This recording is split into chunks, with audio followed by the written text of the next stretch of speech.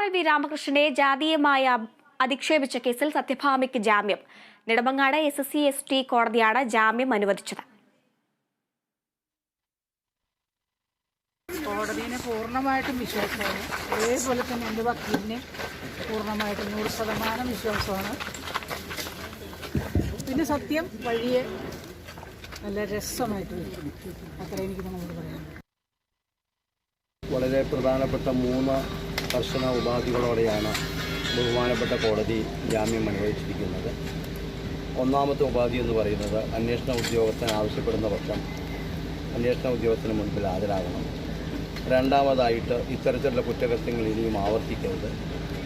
3, ഇതുപോലെ ഉള്ള സാക്ഷികളെ ഈ കേസുമായി ബന്ധപ്പെട്ട് ആരെങ്കിലും ഉണ്ടെങ്കിൽ അവരുടെ സ്വാധീനത്തിൽ ഇടപെടുത്തരുത്. ഈ 3 ഉപാധികളോടെയാണ് ജാമ്യം അനുവദിച്ചത്. ഇപ്പോൾ വിവരങ്ങളുമായി സൂര്യഗായത്രി ചേരുന്നുണ്ട്. സൂര്യഗായത്രി, ഏതൊക്കെ ഉപാധികളോടെയാണ് ഇപ്പോൾ സത്യഭാമയ്ക്ക് ജാമ്യം ലഭിച്ചിരിക്കുന്നത്? പോലീസ് ആവശ്യപ്പെടുന്ന മുറയ്ക്ക് അന്വേഷണ ഉദ്യോഗസ്ഥർക്ക് മുന്നിൽ ഹാജരാകണം. അതുപോലെ തന്നെ സമാന കുറ്റകൃത്യം ആവർത്തിക്കരുത്, പരാതിക്കാരനെ സ്വാധീനിക്കാൻ ശ്രമിക്കരുത്, കൂടാതെ 50,000 രൂപയുടെ 2 ആൾ ജാമ്യം. ഈ വ്യവസ്ഥകളിലാണ് നൃത്ത അധ്യാപികയായ സത്യഭാമയ്ക്ക് ഇപ്പോൾ ജാമ്യം നൽകിയിരിക്കുന്നത്. നെടുമങ്ങാട് SC/ST പ്രത്യേക കോടതിയുടേതാണ് വിധി. ജാമ്യാപേക്ഷയെ എതിർത്ത പ്രോസിക്യൂഷനും RLV രാമകൃഷ്ണനും കോടതിയിൽ വാദിച്ചിരുന്നു.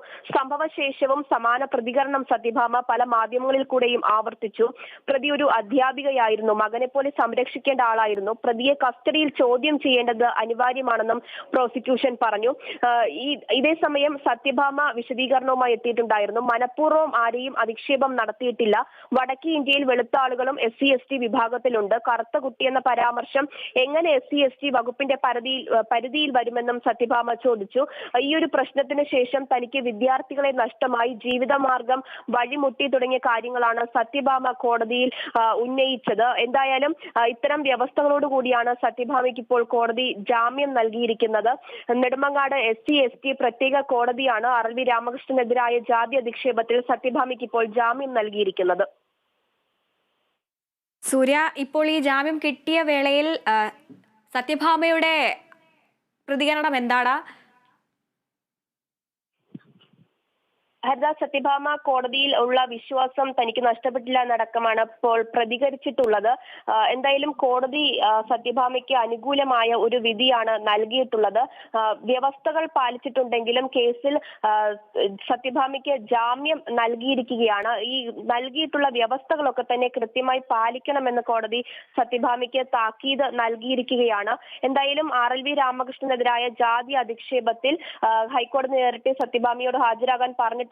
അത് പ്രകാരം നേരത്തെ ഒരു ജാമ്യാപേക്ഷ നൽകുകയും അത് കോടതി തന്നെ തള്ളുകയും ചെയ്തിട്ടുണ്ടായിരുന്നു.